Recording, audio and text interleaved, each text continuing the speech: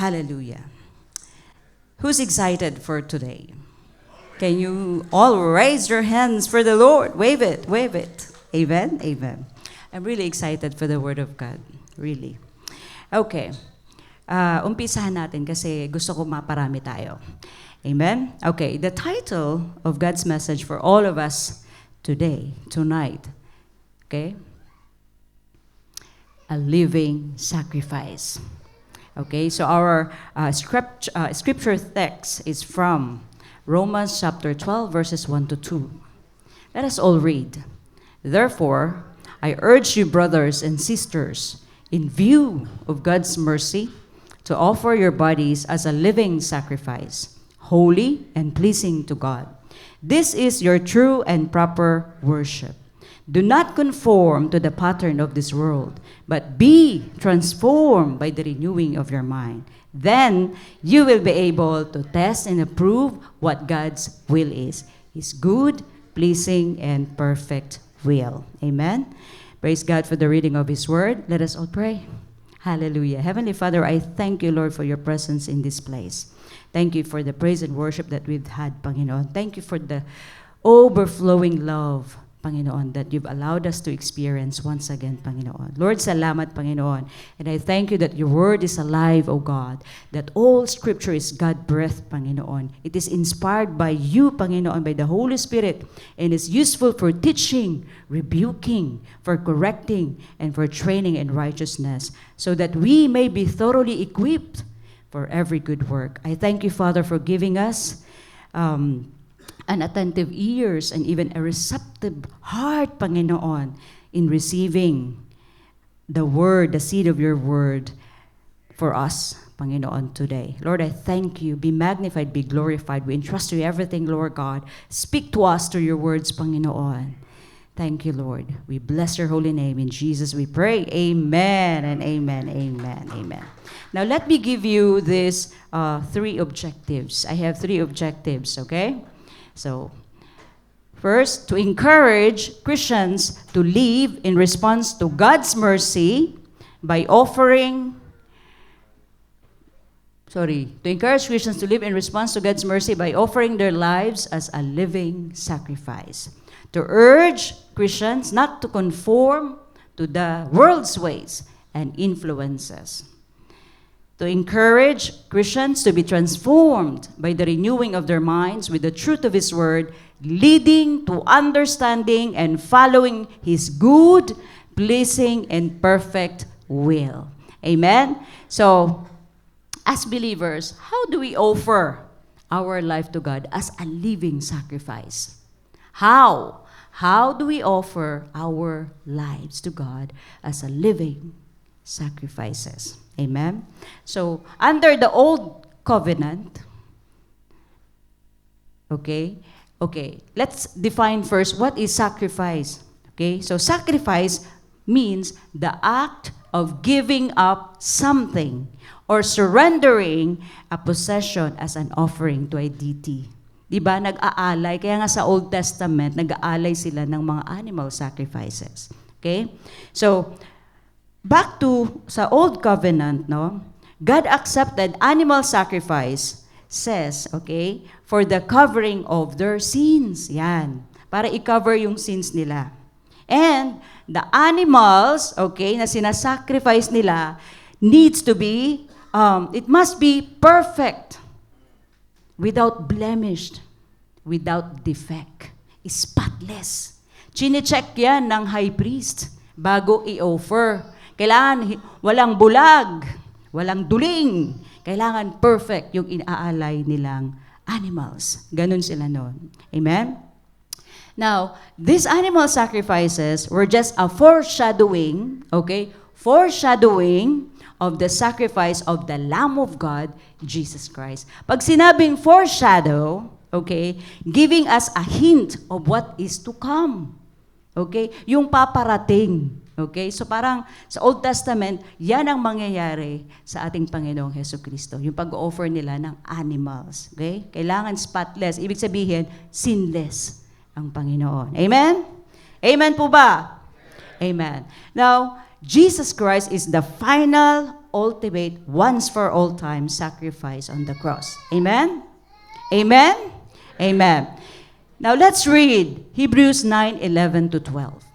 But Christ came as high priest of the good things to come, with a greater and more perfect tabernacle not made with hands. 'Di ba? Yung high priest noon sa Old Testament, ganun yung nagpe-prepare sila ng altar. Now, that is not of this creation. Not with the blood of goats and calves, 'di ba? Animals yung mga ino-offer nila, but with his own blood. Kaninong blood to? Blood of Jesus Christ. He entered the most holy place once for all, having obtained eternal redemption. Because of the blood of Jesus Christ, we were redeemed. Napawalang sala tayo. Amen? Are you blessed? Amen. Dahil sa dugo ng ating Panginoong Jesucristo, we were redeemed. We were purchased by the precious blood of Jesus Christ. No? Jesus Christ as our high priest. Siya mismo yung high priest. No? Inalay niya yung sarili niya. No?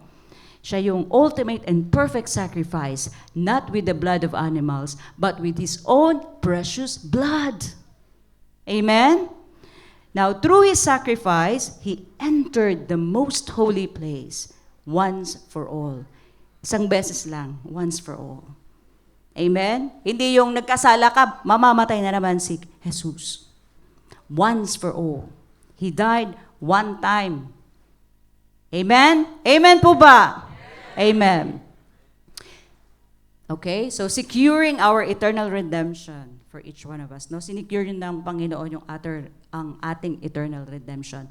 Now, Romans 5:1 nandyan, sabi dyan, therefore, balik po doon, since we have been justified through faith, we have peace with God through our Lord Jesus Christ. Alam niyo yung meaning ng justified? Just as if I've never sinned. Napakasarap, no? When you accepted the Lord Jesus Christ, you were redeemed, you were justified, just as if you'd never sinned. Ang sarap. Napakasarap ng ginawa ng Panginoon sa atin. Amen? Are we all blessed? Nakita niyo ba? Napakaganda, no? Just as if you'd never sinned. Amen? As in, clean all. Walang bahid na kasalanan. Yung atin, yung spirit natin. Amen? Now, His love bridges the gap between us and God. Siya yung naging tagapamagitan. He mediates. He reconciled us. Our Lord Jesus Christ reconciled us back to the Father. Kaya we have peace with God. Nagkaroon tayo ng peace with God the Father through our Lord Jesus Christ. Amen? Next slide. But you were washed. You were sanctified. You were justified in the name of the Lord Jesus Christ and by the Spirit of our God. Ano daw? You were washed. Ano yun? Nilinis na tayo sa ating karumihan. You were set apart, holy. Set apart. Iba tayo sa mundong ito. Amen? And made righteous with our God the Father. Amen. Justified. Kaya ang nakikita, alam niyo madumi, no? Marumi tayo, pero ang nakikita sa atin ng Panginoong Ama is the blood of Jesus Christ. Cleansed, washed, sanctified, justified. Amen? Amen. Praise God. Now, His love and the power of the Holy Spirit have transformed our lives, giving us a new beginning and a restored relationship with God. Binago tayo ng Panginoon. Amen? Sa born-again spirit natin. Amen. Now, how do we offer our life to God as a living sacrifice? Okay. A, act in response to God's mercy. How? Okay, sabi dito, how do we offer our life to God as a living sacrifice? A, act in response to God's mercy. Let's read. Therefore, I urge you, brothers and sisters, in view of God's mercy. Okay, ano yung context ng passage na to? Okay, si Apostle Paul begins with the word therefore. Pag sinabing therefore, conclusion. Okay, therefore, may conclusion. Okay, so therefore, ibig sabihin, this is the conclusion to everything he had discussed in the previous chapters. Yung lahat ng diniscuss ni Paul from Romans chapter 1 to 11. Okay, ito yung conclusion, therefore, Romans chapter 12.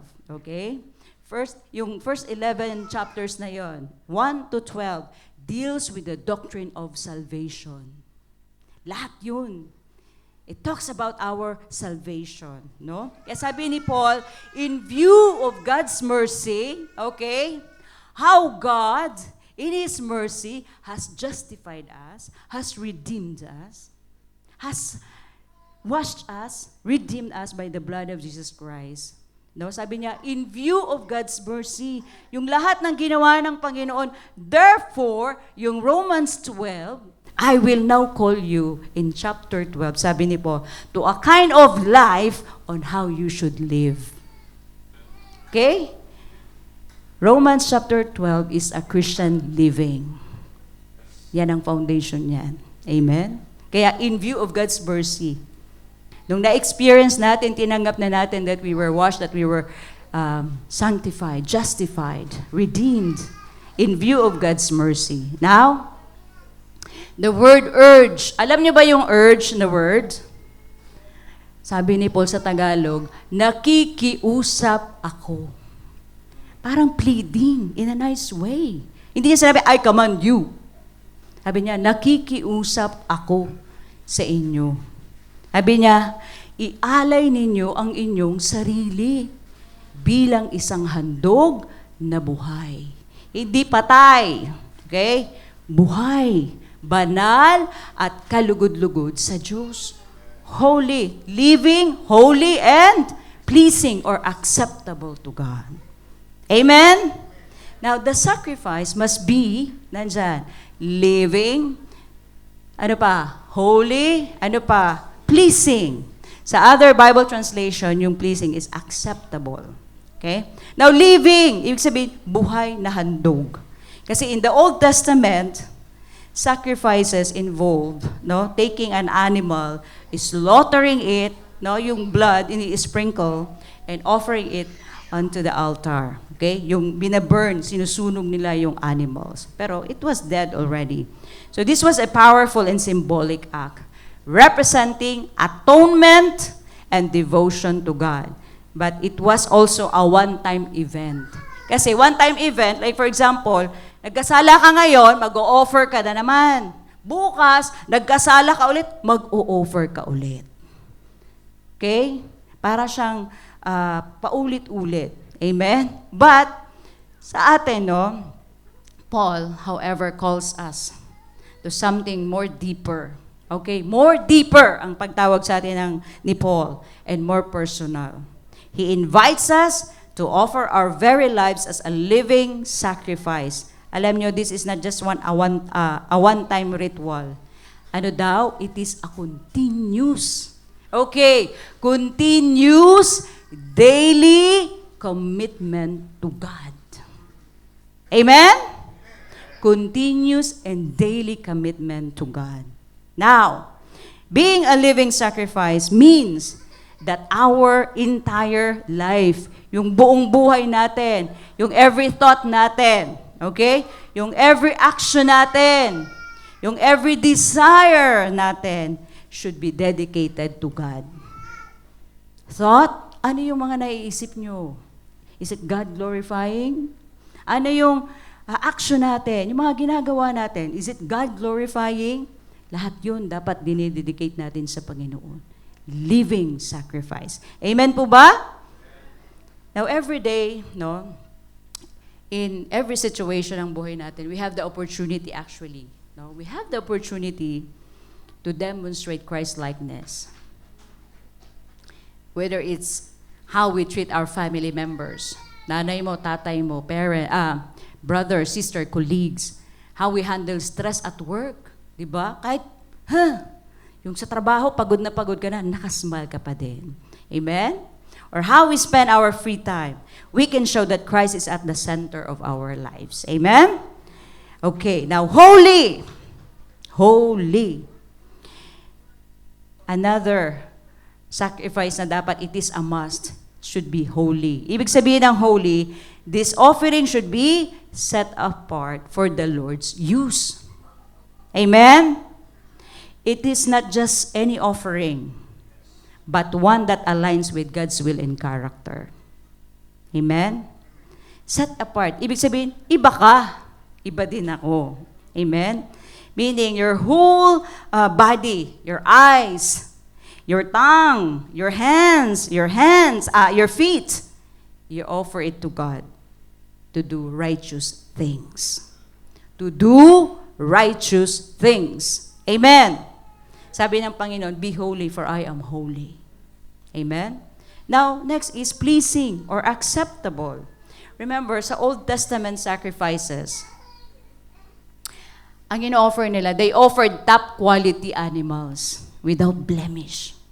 Walang bahid na dumi or deformities. Amen? So, same with us, no? God doesn't want us, no? If we are marred and scarred by sin. Ayaw ng Panginoon. Iaalay ka as a pleasing, acceptable, di ba dapat perfect, holy? Ayaw ng Panginoon na iaalay tayo that we are marred, scarred by sin. Naisip niyo ba yun? Kaya nga, grabe, top quality yung sa Old Testament. The same thing with us. I'm not saying here na parang banal, sobrang banal ka na. Ibig sabihin, we are pursuing, striving, no? Pursuing, striving to be holy like our Lord Jesus Christ, no? Live a life worthy of the calling that you have received from God. Amen? Ibig sabihin, live faithfully, reflecting the grace and purpose that God has set before you. Amen? Why? Bakit ayaw ng Panginoon na yung i-offer ka, may kasalanan ka? Why? Because we have condemner. We have tempter, condemner, ano pa? Accuser. Day and night, they accuse us. Amen? Ayaw ng Panginoon na ganun, bugbog sarado na tayo ng kaaway. God wants us, no? I-offer tayo, i-sacrifice tayo, living, holy, and pleasing. Amen? Amen po ba? Palakpakan natin ang Panginoon. Tapikin mo yung katabi mo. Pakitapik. Gising pa ba yung katabi nyo? Gising pa. Amen. Again, the sacrifice must be holy, living, holy, and pleasing. And this offering is described as true and proper worship. Amen? So worship is not confined to church services. It is not just what we do on Saturday or like on Sundays, no?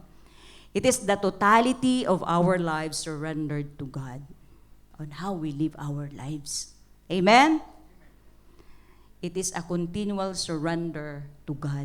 Yung buhay natin, continual surrender yan sa Panginoon. How's your life during Monday? How's your life during Tuesday? Wednesday, Thursday, Friday, Saturday, Pag Sunday, na naman. O, di ba? Wala yan dito. Amen?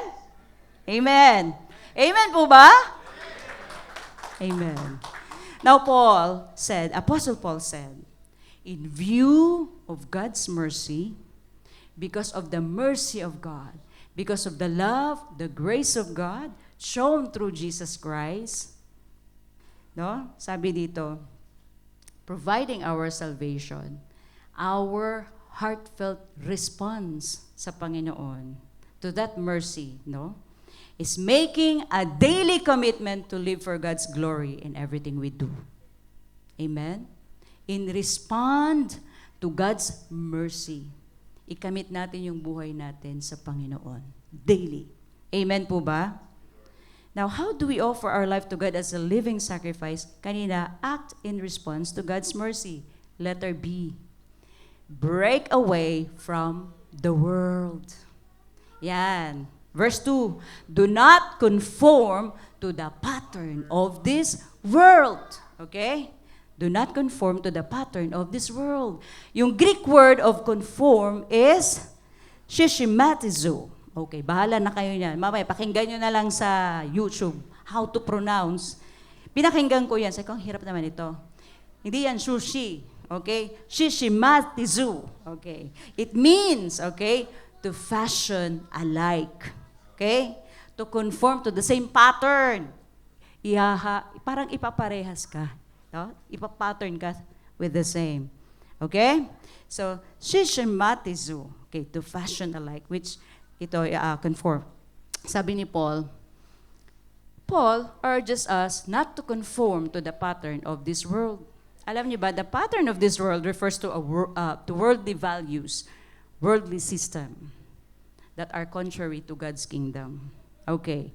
Ito yung definition ng world. Next slide. Do not love the world or the things in the world. If anyone loves the world, the love of the Father is not in him.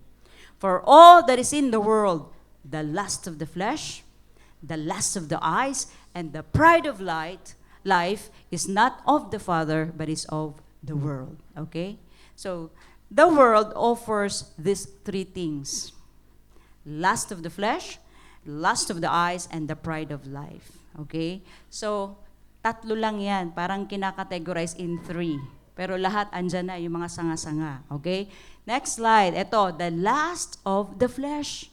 Okay, wanting to gratify our body's desires. Everything that appeals to our appetites, no?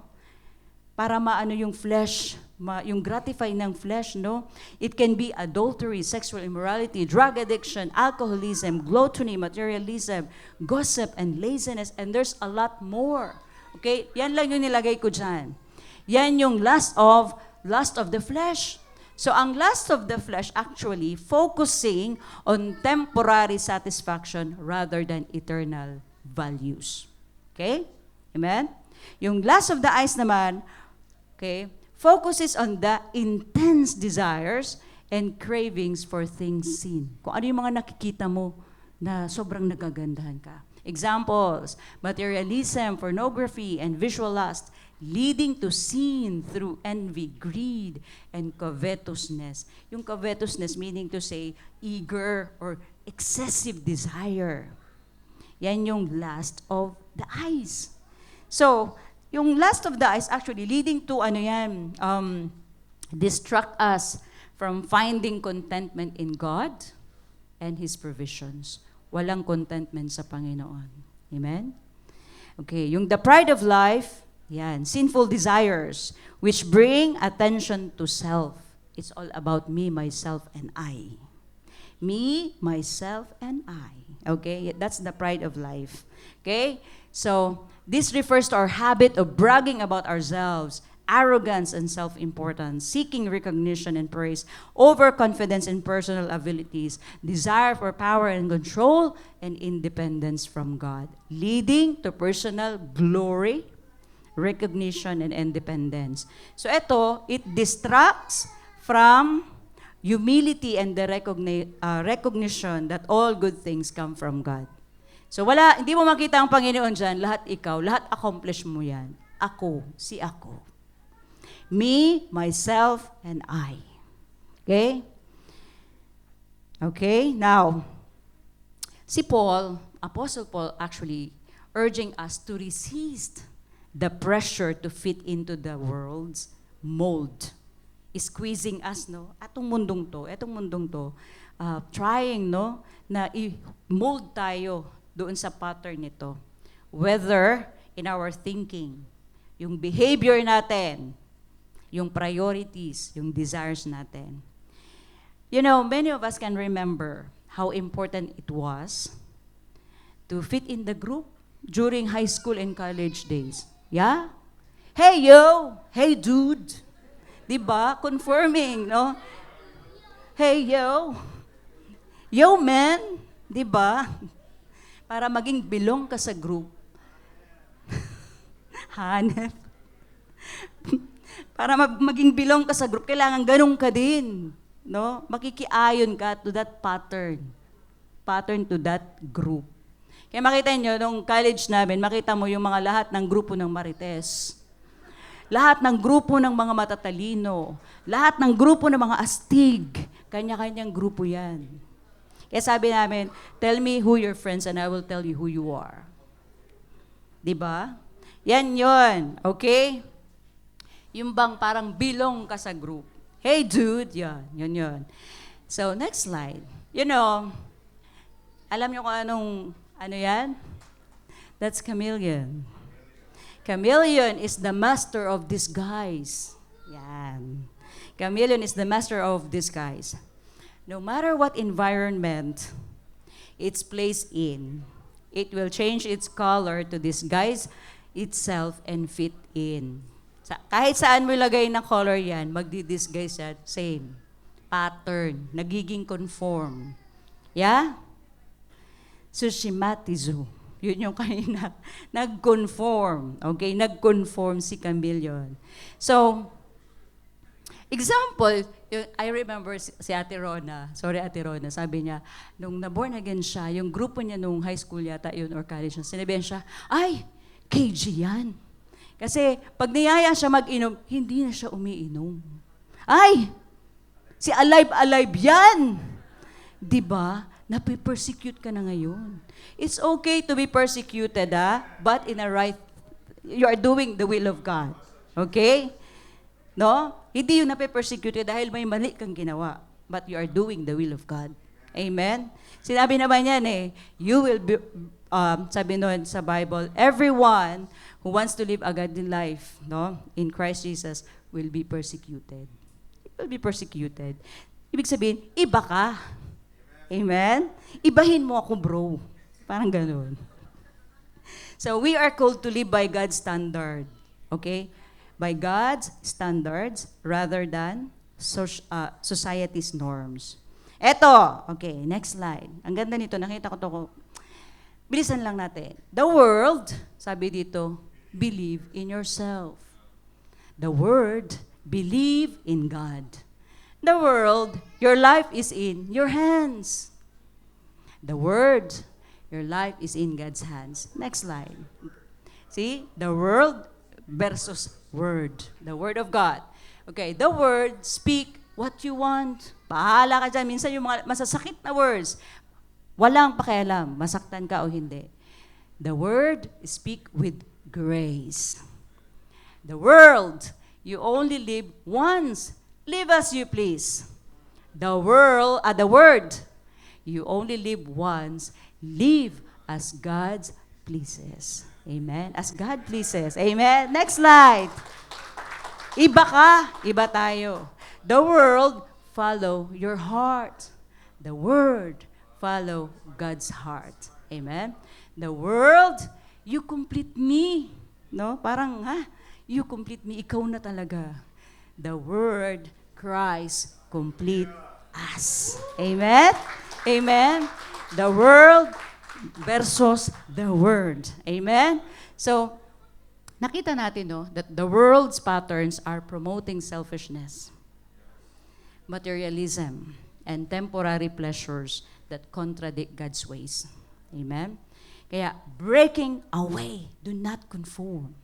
Breaking away from the world but by not conforming to the pattern of this world means refusing to be fashioned by its standards and influences. Amen? Amen? Amen. So do not conform to the pattern of this world. Now, how do we offer our life to God as a living sacrifice? Act in response to God's mercy, break away from the world, and letter C. Hanggang letter C lang tayo. Change through renewed minds. Amen? Change through renewed minds. Sabi dito, let's read, but be transformed by the renewing of your mind. Okay. So, transform means, it's a Greek word, metamorpho. Meaning, complete change. Complete change, no?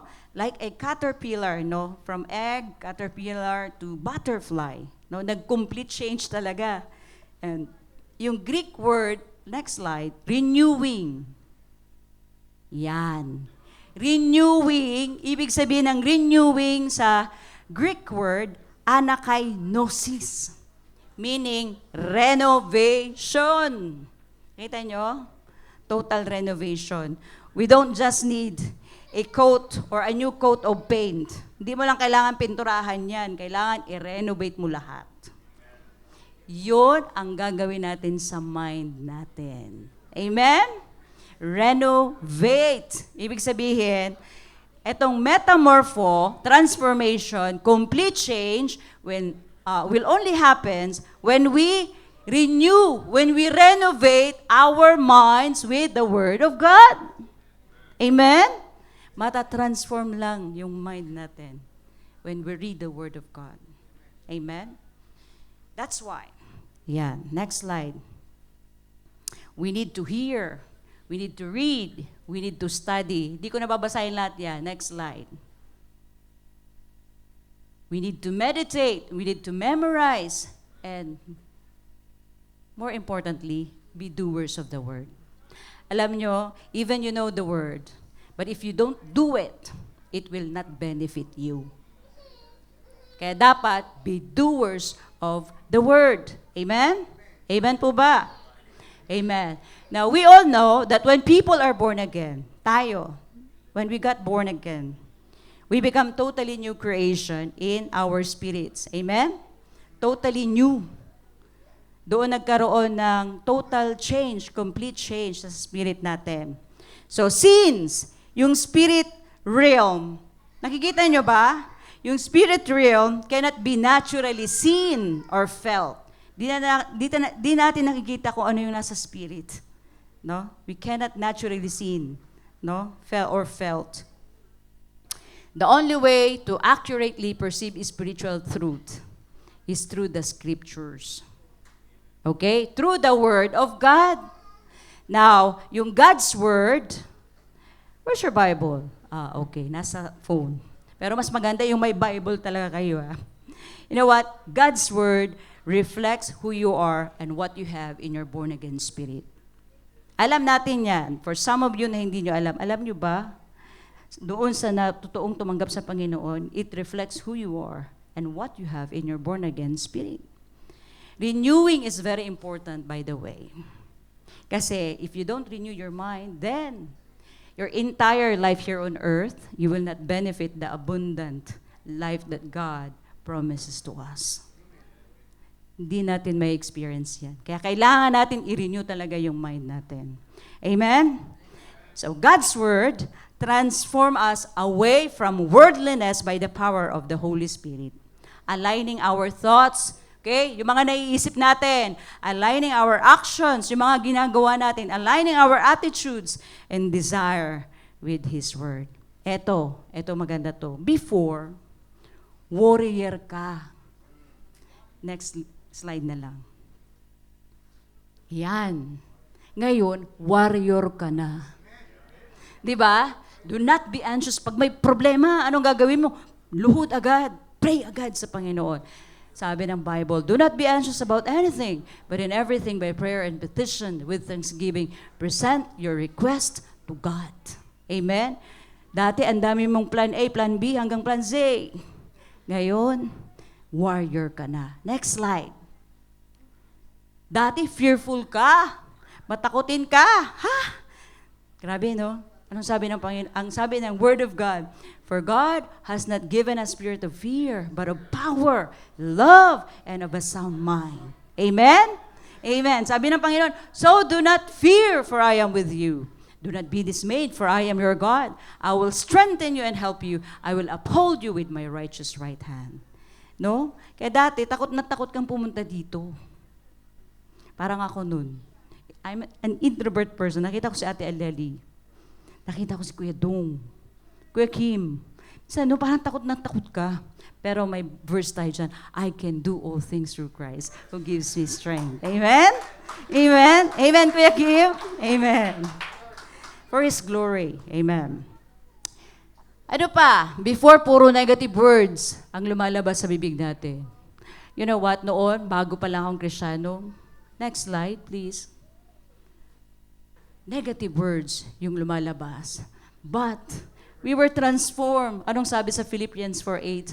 Whatever is true, whatever is noble, whatever is right, whatever is pure, whatever is lovely, whatever is admirable, commendable, okay, yung mga magaganda, if anything is excellent or praiseworthy, think about such things. Kaya minsan, pagka may kapwa ka kausap, tapos may, sino? Oy, kapatid, whatever is true, whatever is noble. Alam niyo, talaga totoo yan. I was transformed by the Word of God. Day after day. Kailangan natin may Word of God tayo. Amen? To transform our minds. May the words of my mouth and the meditation of my heart be pleasing to you, O God, my rock and my redeemer. Dati, mga negative words. Ngayon, puro commendable words. Puro papuri. Dati, I hate you. Ngayon, I love you, kapatid. Diba? Kapatid, ang galing mo naman. Galing mong mag-play ng gitara. Coach, improving ka. Praise the Lord. Glory to God. You know, whenever si Coach naglilid sa amin, I'm really blessed. I'm really blessed, honestly, because the Lord sees the heart. Grabe yung heart niya pag pour out sa Panginoon. Sobra. Glory to God sa buhay ni Coach. Amen? Amen. Amen. Now, ano pa? Next slide. Dati, parang wala kang joy. Pasan mo ang buong daigdig. Sabi dito, you will show me the path of life. In your presence is fullness of joy. Ibig sabihin, kung wala kang joy, you are not in the presence of God. You are walking in your flesh. You are not walking in the Spirit. Amen? At your right hand are pleasures forevermore. Ano pa? Wala kang peace? Ibig sabihin, you are not staying. You are not focused on the Lord. You will keep Him in perfect peace, whose mind is stayed on you because He trusts in you. Ganda, no? Ganda ng salita ng Panginoon. The Word of God. Treasure it. Value it. Tapos ayaw niyong basahin. We miss big time. If we don't read our Bible, if we don't meditate the Word of God, we miss big time. Meron nga kasabihan nun, kapag wala ka daw Bible, go sell your house. Ganun ka-valuable, ganun ka-importante yung Bible. Amen? Now, in Matthew 5:44-45, sabi dito, next slide, love your enemies. Bless those who curse you. Do good to those who hate you, and pray for those who spitefully use you and persecute you, that you may be sons of your Father in heaven. Alam nyo, grabe to doing an extra mile. God is teaching us the challenge of loving our enemies. Kaya nyo yun? In our natural senses, we cannot do that. But it's supernatural. With the power of the Holy Spirit empowering us to do it. Amen? No? Blessing those who mistreat you for in doing so. Kumbaga, you reflect. Kapag ginawa natin yan, we reflect the love of our Heavenly Father. Amen? So, Jesus Christ humbled Himself just for us to be reconciled back to the Father. He obeyed God the Father. I remember, Kuya Marlon, hindi kita napagpaalaman, pero let me testify your good testimony. Si Kuya Marlon, he testified about sa work nila. And sabi nila, may project sila na kailangan ng isubmit. Okay, submit. Ito na, nag-submit na si Kuya Marlon. And the reaction of the director, tinapon lahat ng papel in front of you, tapos with your colleagues, nakaupo dyan. O diba, kung may mga marites, tinapon yung papel. Just imagine, if you were his situation, what would you do? Man to man. Man to man. Pwede ka naman mag-walk out. Amen? But what he did, no? He picked up those papers one by one. He picked up those papers one by one. And then, after that, alam niyo kung bakit niya ginawa niyo? The still small voice reminding him, love your enemies. Bless those who persecute you. That's the Holy Spirit promptings. And then, nung pinulot niya yung papel, pumunta siya ng toilet, umiyak siya sa Panginoon. And after matapos yung day, yung director called him, asked for sorry, apologizing for what he did. Sabi niya, why did you do those things? Sabi nung boss niya. Sabi ni Kuya Marlon, that's what the Lord told me to do. Amen? To God be all the glory for the testimony. Yan yung living sacrifice. Okay? Yan yung sinasabing living sacrifice. Amen? And someone once said, the trouble daw with living sacrifices is they have a tendency to keep crawling off the altar. Kasi living gumagapang. Naisip nyo ba yun? Ako, natatawa talaga ako dito.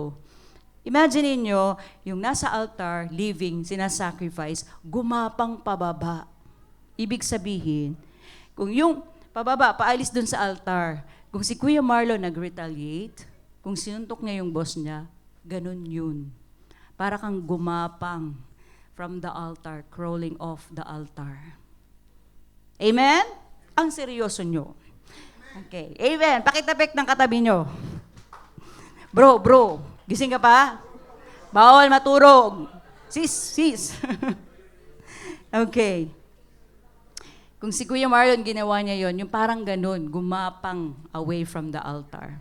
But he humbled himself. Amen? So look at Jesus Christ, Philippians 2:8.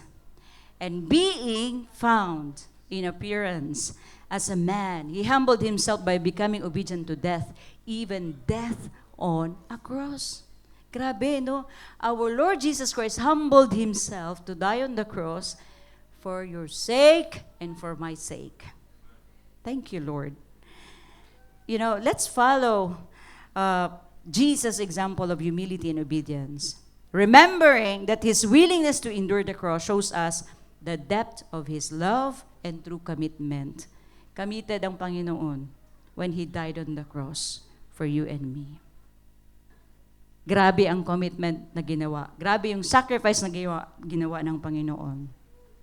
Now, how to be a living sacrifice? Jesus' words in Luke chapter 9, verse 23. Yan. Whoever wants to be my disciple. Ano daw? Whoever wants to be my disciple must deny themselves. Okay? Ano yung deny themselves? Ibig sabihin, you have to deny your old self.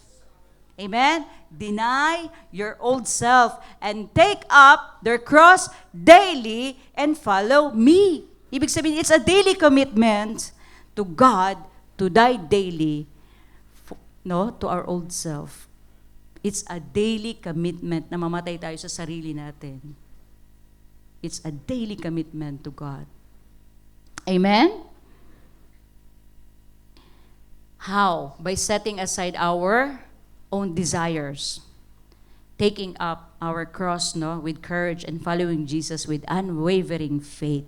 Kaya, eto, next slide, we must die daily to the lust of the flesh. Ito talaga, ito yung major. We have to die daily to the lust of the flesh, the lust of the eyes, and the pride of life. This is one of my favorite verses, I have been crucified with Christ, and I no longer live. Ang sabi dito, but Christ lives in me. The life I now live in the body, I live by faith in the Son of God who loved me and gave himself for me.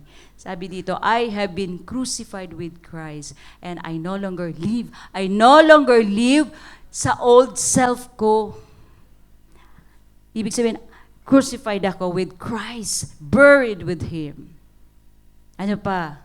Sabi dito, but Christ lives in me. Die to self, alive in Christ. Amen? Die to self, alive in Christ. Now, we are now live our lives empowered by the love of God. Alam niyo, grabe, if we truly understand the grace of God, every song kanina, grabe, mapapaiyak ka talaga. How wide, how deep, how great is the love. Amazing love ng Panginoon sa atin. Amen? Ano pa? Next slide, please. For we know that our old self was crucified with Him. Ano pang hindi natin kayang ibigay sa Panginoon? The Lord gave Him up, gave His life for us, no? For we know that our old self was crucified with Him so that the body ruled by sin might be done away with. That we should no longer be slaves to sin. Because anyone who has died has been set free from sin. You are already dead to self, alive in Christ. Amen? Ibig sabihin, Christ's sacrifice means our old self is gone. Tapos na, binayaran na nga ng Panginoon eh. And we are no longer bound by sin's power. We are no longer slave to sin. Yes, may remnant ng sin. Kaya nga we need to renew our minds with the Word of God. Amen? Ano pa? Count yourselves dead to sin. Next slide, please. But alive to God in Christ Jesus. Therefore, do not let sin reign in your mortal body so that you obey its evil desires. Do not offer the parts of your body to sin as instruments of wickedness, but rather offer yourselves to God as those who have been brought from death to life. We were bought with a price, with the blood of Jesus Christ. Amen? And offer the parts of your body to Him as instruments of righteousness. For sin shall not be your master, because you are not under law, but under grace. Amen. Grabe, ang ganda ng grace ng Panginoon na ginawa. Grabe talaga, no? Really, so I'm amazed. Lord, I'm amazed by your love. Kinanta natin. Praise the Lord. No? Kanina, ang ganda ng line-up. Amen? No? Grabe, no? We are now dead to sin and alive to Christ in Jesus Christ. Ibig sabihin, offering, no? I-offer natin yung buhay natin sa Panginoon in doing righteous things. Kasi we are no longer, kumbaga, we are dead to sin na, no? Wala na, patay na nga. Pag sinabing patay, kahit offeran mo ng lechon yan, di nakakain yan. Yeah? Yung patay, mag-offer ka ng lechon dyan, hindi nakakainin yan. Kasi patay nga eh. The same thing. Tayo daw ay dead to sin. Wala na. Lahat yun. Dead to sin, but we are alive in Christ. Alive to do the righteous things.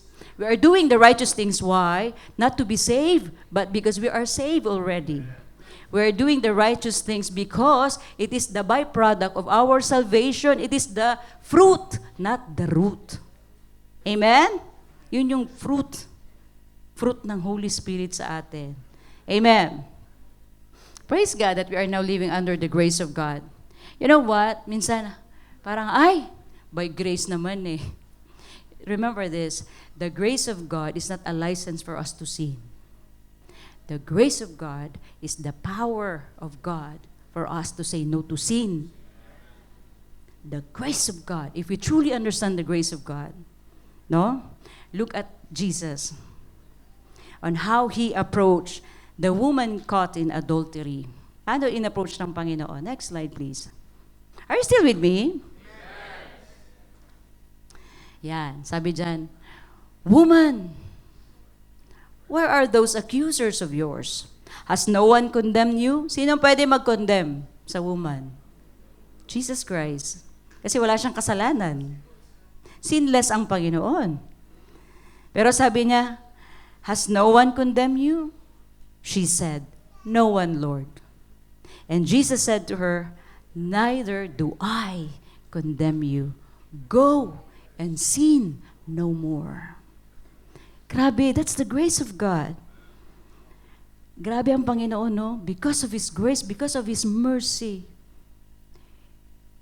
Wala man lang condemnation sa Panginoon. Pero ang sabi niya, go and sin no more. When you experience the love of God, the grace and the mercy of God, ikaw mismo, you will say no to sin because of the love that you've experienced sa Panginoon. Amen? Amen po ba? I hope you got it. You got it. I got it. Okay? Amen? Kaya sabi ni Paul, in view of God's mercy, offer your body as a living sacrifice. Amen? Amen po ba? remember that because of God's grace, alam niyo dapat we are doomed to destruction. Pwede naman i-allow ka na lang, bahala ka na. Doom, no? Doomed to hell, no? Because of our wickedness, because of our sin. But by the grace of God, we are here. We're alive in Christ. Amen? So sabi ni, remember, next slide please.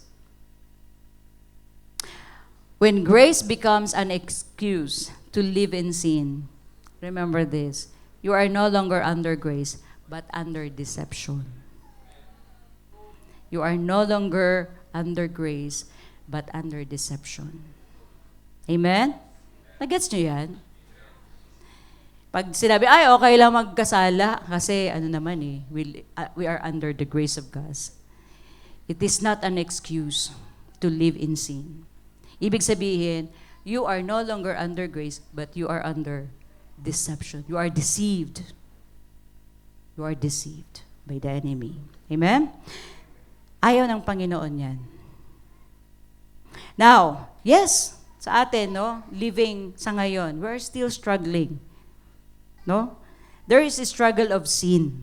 No? Kaya sabi sa Galatians 5:17. Next slide, please.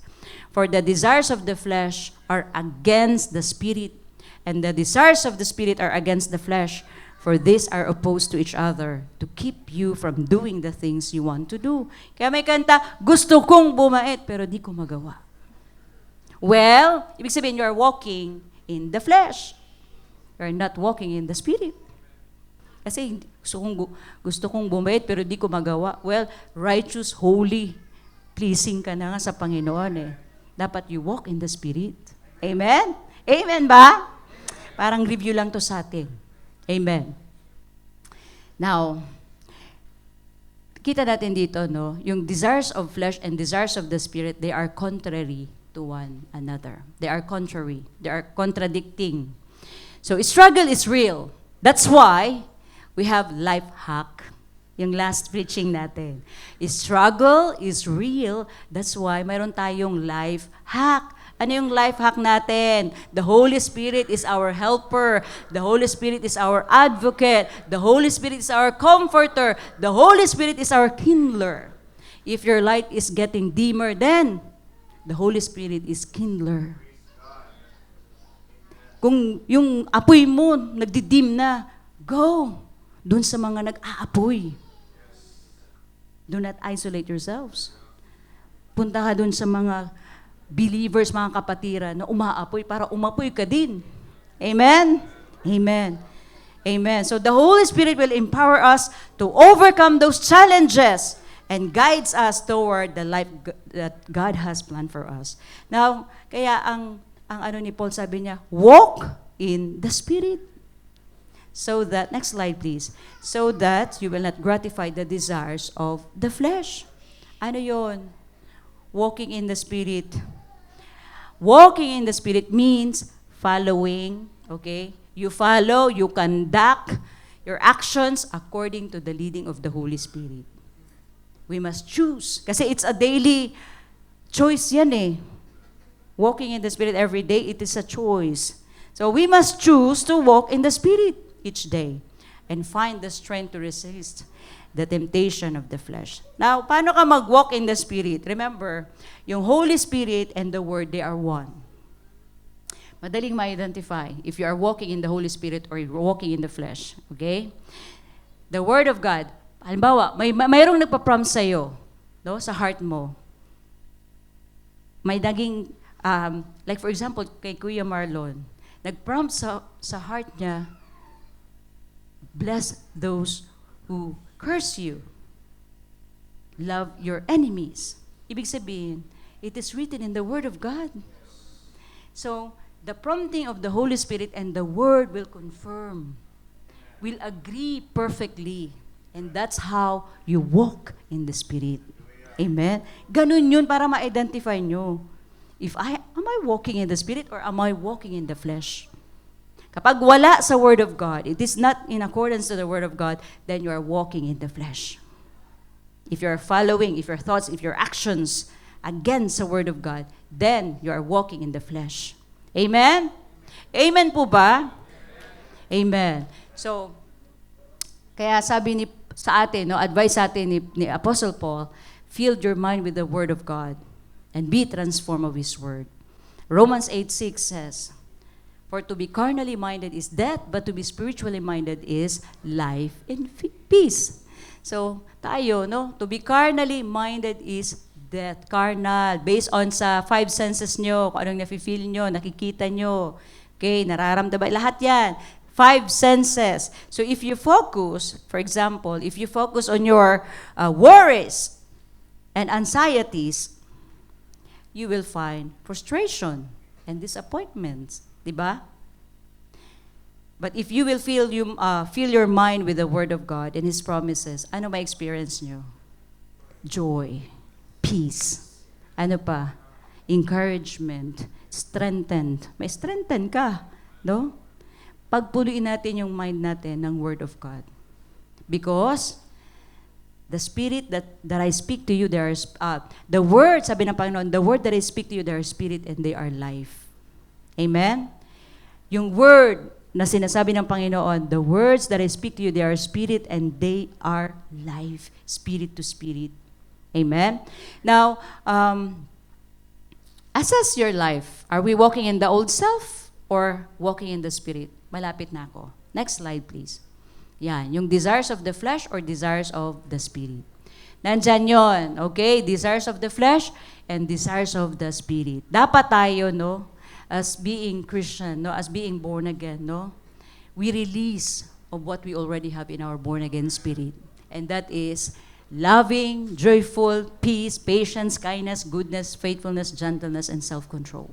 Release of what you already have in your born-again spirit. Amen? Now, sige, nagmamadali na ako. Romans chapter 12, 3 to 21. Di ba, ang passage natin is Romans chapter 12, verses 1 to 2. Now, yung baba nun, Romans chapter 12, verses 3 to 21. Basahin nyo yan. Ang ganda ng Romans, book of Romans, it's only has 16 chapters. Okay? So, ang highlights, okay, nung verses 3 to 21, the foundation of Christian living. It talks about Christian living. Lahat doon. May instruction kung paano yung proper action natin. How do we conduct, okay? Nakalagay doon, humble service in the body of Christ, love in action, let love be genuine. Hate what is evil. Honor one another above yourselves. Bless those who persecute you and do not curse. Associate with the lowly. Do not repay evil for evil. Never avenge yourselves. If your enemy is hungry, feed him. If your enemy is thirsty, give him something to drink. Grabe, no? This is something supernatural talaga. Do not be overcome by evil, but overcome evil with good. Amen? When we offer our bodies as a living sacrifice, holy and pleasing, as we renew our minds by the Word of God, no, natatransform the way, yung thinking natin, how we think, yung attitudes natin, desires natin, then we will be able to test and approve what God's will is. Good, pleasing, and perfect. Perfect will.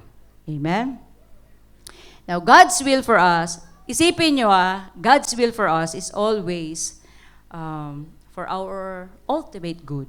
Walang intention na masama ang Panginoon sa atin. Always good. Kaya yung Word of God, sometimes ayaw mong sundin. Walang masamang intention ng Panginoon sa atin. It's always for our ultimate good. Amen? And for His glory. Even if it challenges us or takes us out of our comfort zones. Amen?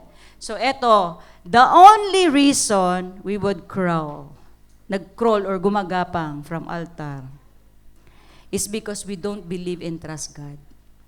We don't believe and trust God that it's a good place. Kumbaga yung altar is a good place to be.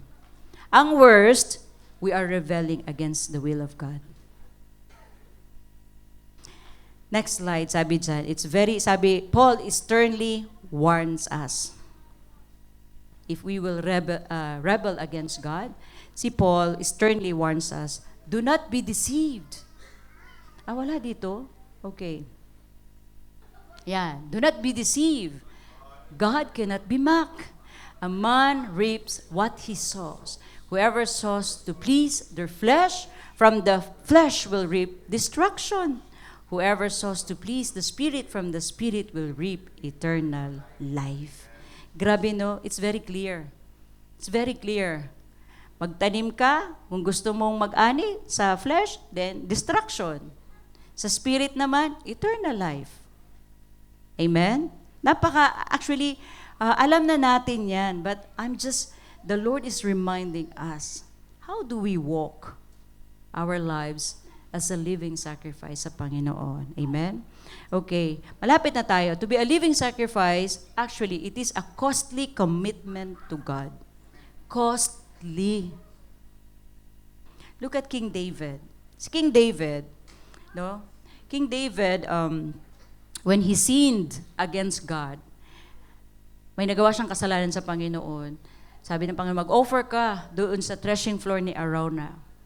Okay? So sabi ni Araunah, okay, King, I will give it to you for free. Sabi ni King David. But the king replied to Araunah, no, I insist on paying you for it. I will not sacrifice to the Lord my God burnt offerings that cost me nothing. So David bought the threshing floor and the oxen and paid 50 shekels of silver for them. Grabe, no? Kahit sinabi ni Araunah, King, I'll give it to you for free. Sabi niya, I will not offer. I will not sacrifice to the Lord that will cost me nothing. Amen? Amen? So like David, King David, no? He offered costly to God. Tayo din, no? We must offer our best to God with a willing heart. Understanding that true worship involves sacrifice and commitment. Again, na-mention to kanina ni PTJ, Mary offered an expensive alabaster jar to Jesus. Yan. Isang taon na sahod. Kaya nyo yun? Then Mary took a pound of very costly oil of spikenard, very expensive, anointed the feet of Jesus and wiped his feet with her hair. And the house was filled with the fragrance of the oil. Grabe, buong bahay no nangamoy ng fragrance. No? Let us give as our all to God.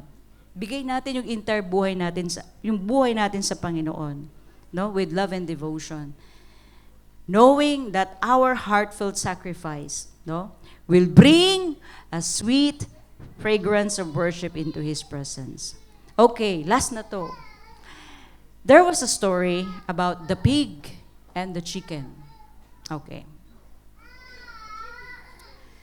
While they were walking, they saw a big signboard, "Help! Feed the hungry." The chicken said to the pig, "Hey, pig, let's donate some ham and eggs." The pig replied, "Oh, yeah. For you, it's only a contribution. Mine, it would be total sacrifice." Yeah? Gawin ka ba namang ham? Eh di patay ka na. Chicken, egg lang. Amen? So, the pig understood the difference between mere contribution and sacrifice. So next slide. When we choose to die ourselves, choosing God instead of us, then we become living sacrifices. Amen? Amen. Amen. So we offer our lives as a living sacrifice because Jesus gave Himself up for us as a fragrant offering and sacrifice to God for our sins. Next slide. Jesus, no? He has put away sin by the sacrifice of Himself. He sacrificed Himself for all of us. This one, instead of shaming us, giving us what we deserve, Jesus took upon Himself our sin, our stain, our shame. What a loving God we have. Kaya pag naisip natin, no, parang your all and all, you can give it to God talaga. If you truly understand the grace and the love of God, you will give it all para sa Panginoon. Amen? So tonight, I want to encourage you to reflect on the areas of your life where you need to offer more fully to God as a living sacrifice.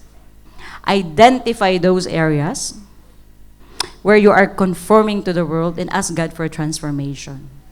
Okay? So tonight, we have learned on how to respond to God's mercy by offering our life to Him as a living sacrifice. Act in response to God's mercy. Break away from the world. Change through renewed minds. I want us all again to read Romans chapter 12, verses 1 to 2. Therefore, I urge you, brothers and sisters, in view of God's mercy, to offer your bodies as a living sacrifice, holy and pleasing to God. This is your true and proper worship. Do not conform to the pattern of this world, but be transformed by the renewing of your mind. Then you will be able to test and approve what God's will is His good, pleasing, and perfect will. With that, God bless us all. Amen? Amen.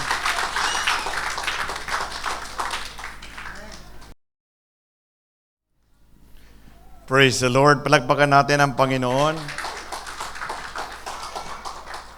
Praise God for the powerful and timely preaching of His Word. Thank you very much, Pastora Karin, and to God be the glory. So this will just be a quick exhortation. So I believe most, if not all of us here have already memorized Romans chapter 12, 1 to 2. It's one thing to memorize, it's one thing to know, it's another thing to obey what the Word of God is saying. Amen. See, church, the foundation of our faith, the foundation of our relationship with God, it rests upon the amazing gifts of God's love, grace, and mercy. Tandaan natin palagi, no? Your relationship, my relationship with God is based upon His amazing gifts of love, grace, and mercy. His love met us. His love found us at our lowest and darkest moment. When this world and nobody else loved us, the Lord chose to love us. His grace lifted us when we had nothing to offer to God, when there is nothing good in us. On the other hand, we were sinners, we were dirty, we were rebels, we were enemies of God. But His grace lifted us when we had nothing to offer Him. And His mercy, and this is very important, the mercy of God spared us from the consequences of our sins. You and I deserve to be punished for all eternity, but because of His mercy, the Lord spared us from the consequences of our sin. Why I'm telling this? Because, church, when we truly grasp the depth of these truths that are revealed in the Bible, it should naturally compel a Christian to live differently. It should naturally compel us to offer our lives, our bodies as a living sacrifice. It should not be an option anymore for you if you truly experience God's love, grace, and mercy. Amen? So as much as we embrace the love, the grace, and the mercy of God, we must also be cautious of the subtle ways that this world can influence us. Kaya nga mayroong reminders ang Bible about Romans chapter 12 verses 1 to 2 because that is the reality of our lives. The world's promises may seem harmless to us, but in reality, it often leads us to spiritual emptiness, confusion, and this world will actually, push us away from God. So if we are going to allow ourselves to conform to the pattern of this world, we are actually risking to lose the joy that God has promised. Mawawala yung peace that guards your hearts and your mind. And even the purpose of God may be thwarted because of the pattern of this world. The consequences of conforming to the pattern of this world are far-reaching. Amen? Kapag tinikman mo ang isang mali sa buhay na to, sa pattern of this world, it will let you consume even more. To the point na akala mo okay ka lang, but in reality, it is actually leading you away from the presence of God and causing you to experience spiritual stagnation. Nawawala yung alab mo, nawawala yung pagmamahal mo sa Panginoon, nababawasan yung joy mo. Pagising mo sa umaga, ayaw mo nang mag-pray. Pagising mo sa umaga, you don't want to read the Bible anymore. That is a direct attack from the enemy because we have let our guard down. Amen? See, church, the Bible is full of warnings and reminders, especially that we are now living in the last of the last days. And you can see it everywhere.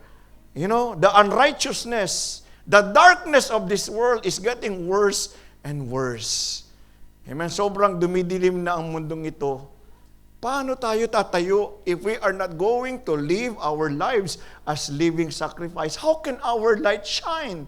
How can people see yung buhay ni Kristo sa buhay mo if you are going to pattern yourself to the pattern of this world?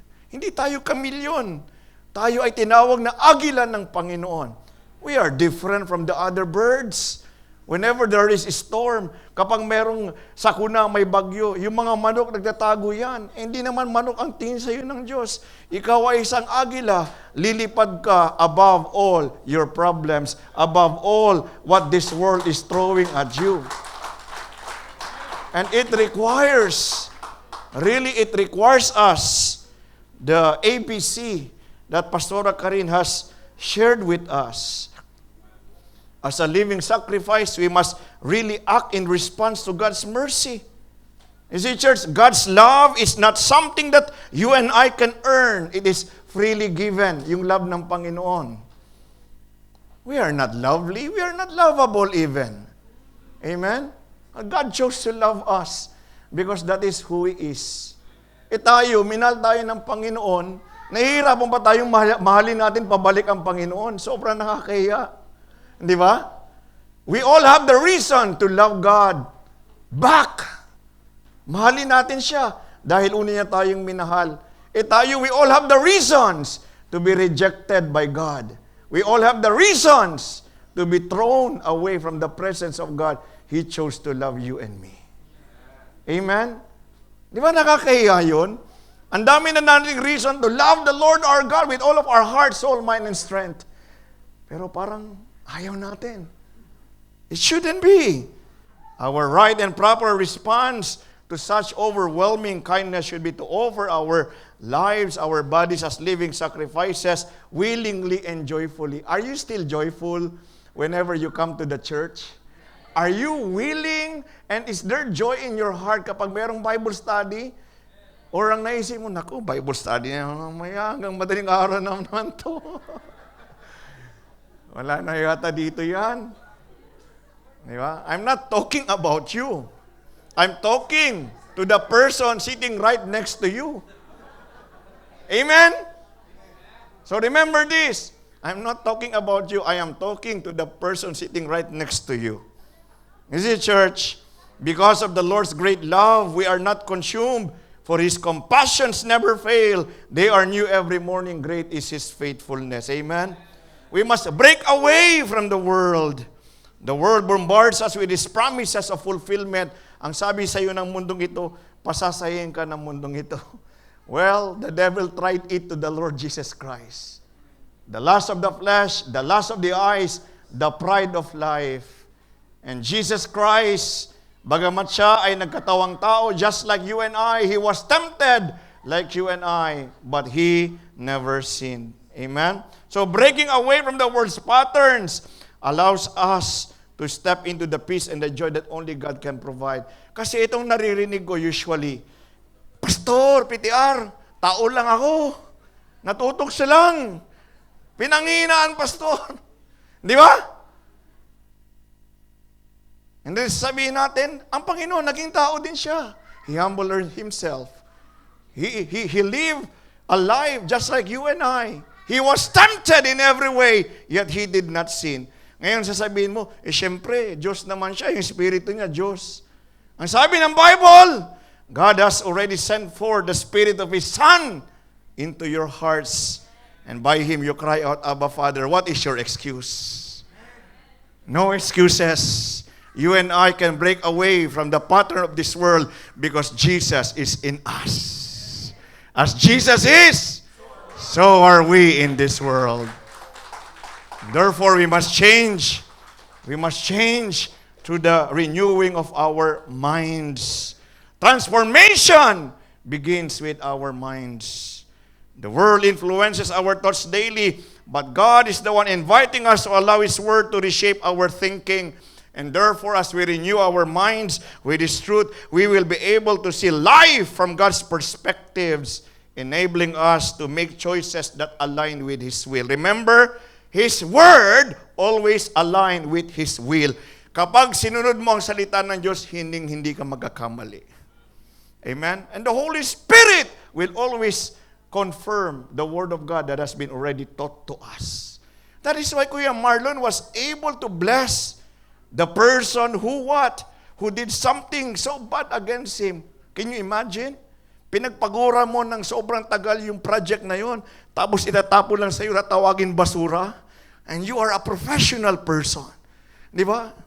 It hurts. It hurts. Sakit nun. You wanted to fight. You wanted to use your fist. But the Holy Spirit told you, bless the one who persecutes you. Pray for those who mistreat you. Ang sabi ng Panginoon. Do good to those who hate you. And by so doing, you will heap burning coals on his head. When you do good things, when you repay evil with good, that person, hindi yan makakatayo ng matino. There will be a burning coal on his head, and that is why by the end of the day, hindi talaga pinalagpas. Bago matapos yung araw, that person, ano nangyari? He asked for apologies. He was so sorry for what he has done, and he asked, why did you do that? Bakit pinulot mo pa? Sobra kitang pinaya sa mga tao, di ba? That is what God told me to do. And that is a living sacrifice. I do not know what you are going through right now. Lahat tayo may pinagdadaanan dito. But if you always fully align yourself with the Word of God and with the leading of the Holy Spirit, hindi ka magkakamali. The Lord will always uphold you. Amen? Nahanap ka na ng love ng Panginoon. Tinaas ka na ng grace niya. In-spare ka na niya sa mga consequences through His mercy. What will be our proper response?